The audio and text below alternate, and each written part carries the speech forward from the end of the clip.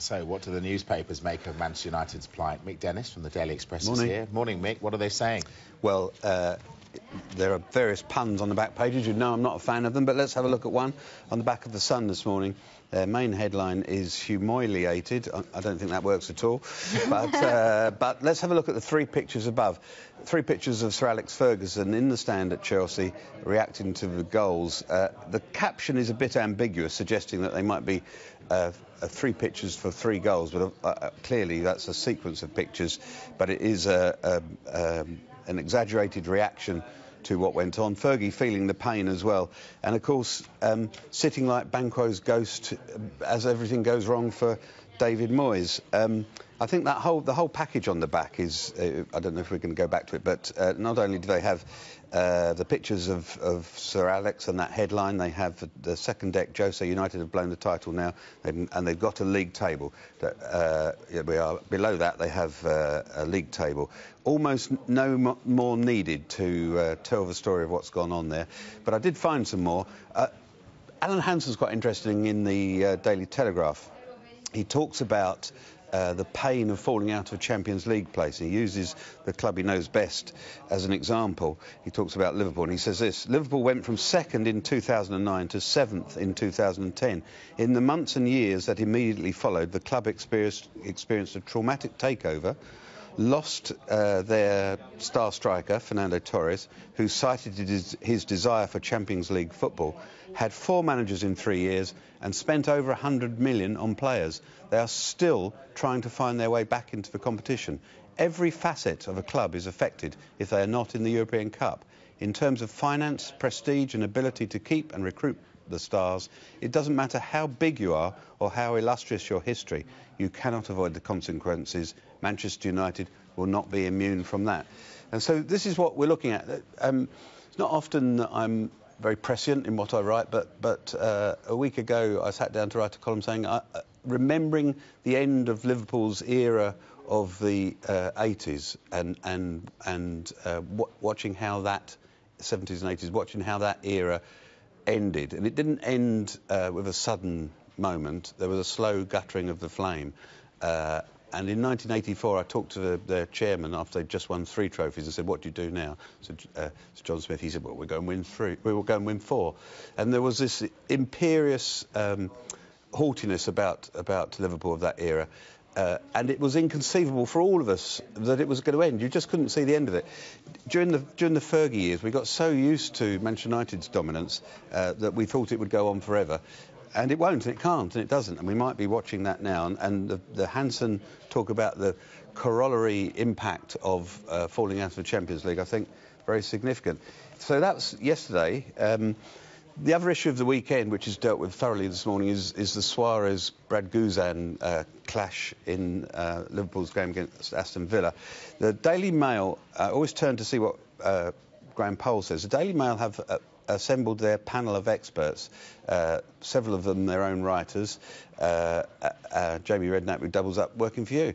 Graham Poll says this. Now, bear in mind, Poll is of course a former FIFA official, and bear in mind the rest of us spent Saturday night looking at umpteen replays to see if there was any contact and to see whether Suarez was going down already.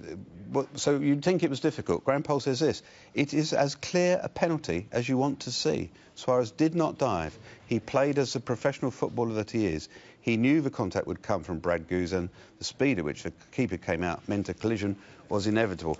Also in that package, so I mean, you know, it's a contact sport. Does contact mean a foul? Well, you're a referee. Yeah, indeed. That's what I want to know. Well, indeed, it doesn's. There's contact all over the field that's accidental or intentional, and it isn't always a foul. There's meant to be excessive force in the contact for it to be a foul. What Graham Poll is talking, he's not talking about the ethical position. He's saying the law as referees are told to interpret it.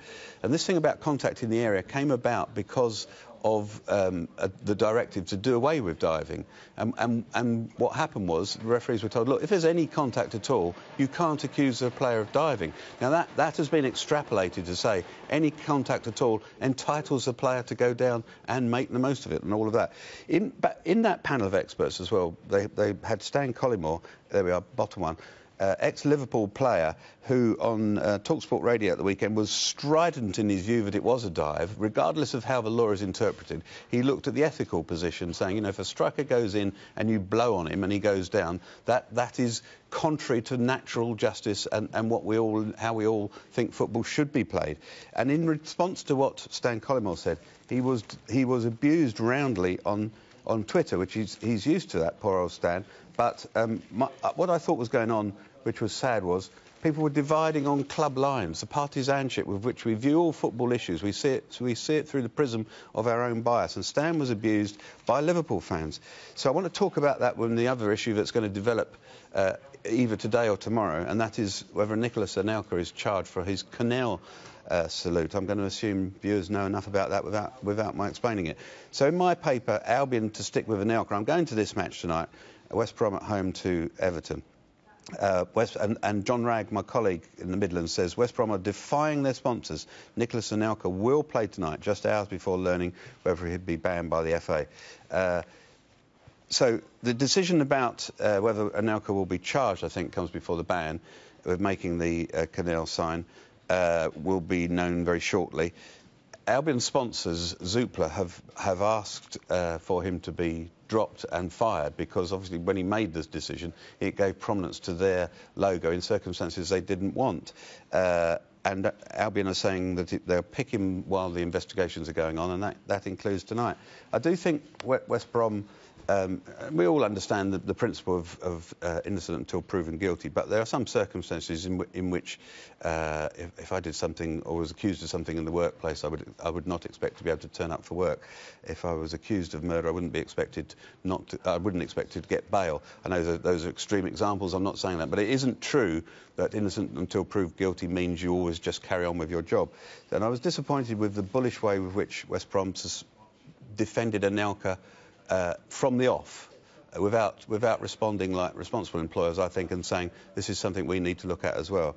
There's a strident response to Anelka in the Times this morning by Tony Evans, their football editor, saying, as others have said, that Anelka deserves a longer ban than Terry or Suarez. He says because in the John Terry and Suarez case both were convicted by football courts of using racist terms against opponents on the pitch. Now, Tony's not saying that's right or acceptable, but he's saying that it is worse to make a gesture in support of someone who has been convicted of anti-Semitic expressions and whose salute is used by anti-Semites to have pictures taken outside synagogues and Holocaust memorials. To do that with premeditation, making a public statement in support of someone, Tony Evans says is worse, and so he suggests that now we have a minimum 5 match ban for racist offences. He says he should get 8.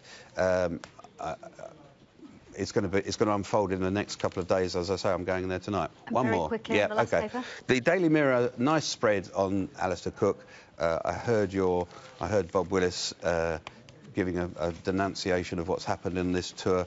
I think that's a nice spread. I'm not a fan of puns, but Cookie Crumbles works.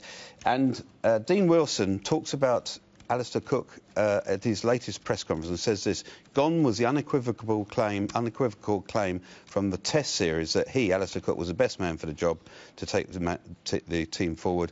Left was a man broken by the Australians and unsure of himself at every turn. I think we've seen the end of the Manchester United era. We might be seeing the end of the England captain's era as well.